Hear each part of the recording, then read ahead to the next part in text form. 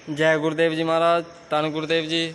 आज श्री गुरु रविदास मंदिर डेरा बाबा लाल दास कपाल मोचन में आप सभी को संत श्री 108 संत मूलदास जी महाराज जी अपने प्रवचनों के द्वारा आप सभी को साथ संगत को और पूरे देश विदेश को अपने प्रवचन से निहाल करेंगे। हाँ जी, सुनो जी। आज तद्दे और देह जड़ या को नास्तिक जान, अरे या मैं रहे या को लखे सो पारक पहचान। आनंद आनंद सबके आनंद जीव का काल, पूर्ण प्रकाश शरण कबीर दयाल। अष्टी का समाप्ति भया बाँझ विचार है जो, सदा विमल सत्संग करी संत विवेकी हो।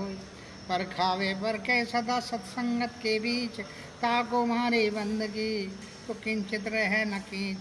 पूर्ण गुरु प्रसाद से त्रिजा भया तमाम, सोई हम तुम सो कहा पारक सदा अमान। पारक पार की एक है भिन्न भेद कछुना है, देविलास करी वेद है सो गुरु देव दरसाय। संतो सत्य गुरु लख लखाय, संतो सत्य गुरु अलख लखाय। परम प्रकाश पुण्य ज्ञान घन घट भीतर दर्शाया, संतो सतगुरु अलख लखाया। मन बुद्धि वाणी नहीं जानत, वेद कहत सचाया। अगम अपार अथाय गोचर, नीति नित्य समझाया। संतो सतगुरु अलख लखाया। परम प्रकाश पुण्य ज्ञान घन घट भीतर दर्शाया। तो संतों ने कहा है कि जो भी है इस घट के अंदर ही है, परमात्मा का स्वरूप जी है। और ज्ञान के बादल जो हैं सब अपने पास है, कहीं दूसरे नहीं है। मन बुद्धि मन वाणी बुद्धि नहीं जानना, वेद क्या सुचारे। जहाँ मन नहीं जा सकता, बुद्धि नहीं जा सकता, वेदों ने मैं नहीं रखा कुछ भी, वो भी सच्चा है। आगम अपार था, अगर नीति नीति सच्चा। आगम की बात जहाँ गम ना हो, अपार जिसका पार ना पावे, अथा जिसकी गहराई का पता ना हो, अगोचर जो देखने में आवे, वो उन्होंने सहसे सबके लिए समझाया। ब्रह्मा विष्णु और शिव सन का दिक कि प्रभु हाथ नहीं आया।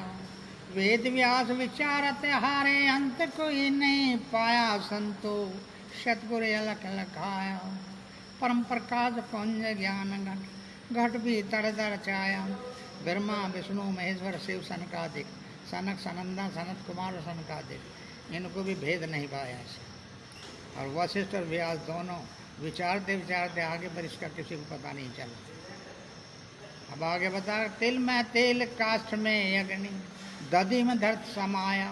शब्द में अर्थ पदार्थ पद में, स्वर में राग सुनाया। संतो सतगुरु अलख लखाया। संतो सतगुरु अलख लखाया। जैसे तिल के अंदर तेल होता है, जब उसको पिलाई करते जब पता चलता है।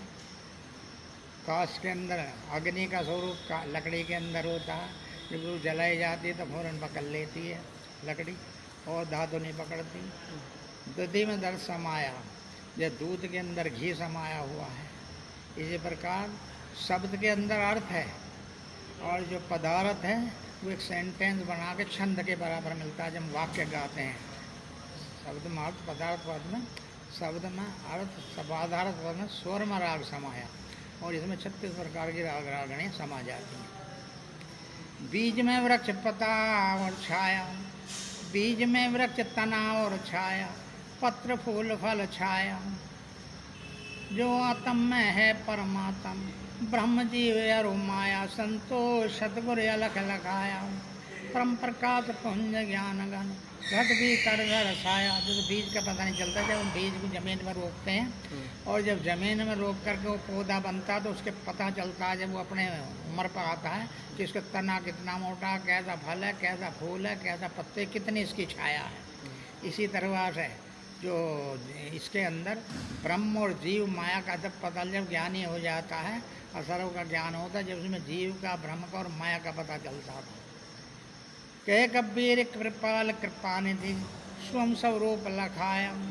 जब तक योगी यज्ञ व्रत पूजा, सब जंजाल छुटाया। संतो सतगुरु अलख लखाया। संतो सतगुरु अलख लखाया। तो कबीर साहब जी कह रहे हैं, जब सचखंड में चले जाते हैं तो वहाँ अपना ही स्वरूप समझता है। इससे अपने से अलग कुछ नहीं है। जो बाहर देख लिया वही भीतर है, जो भीतर देख लिया वही बाहर है।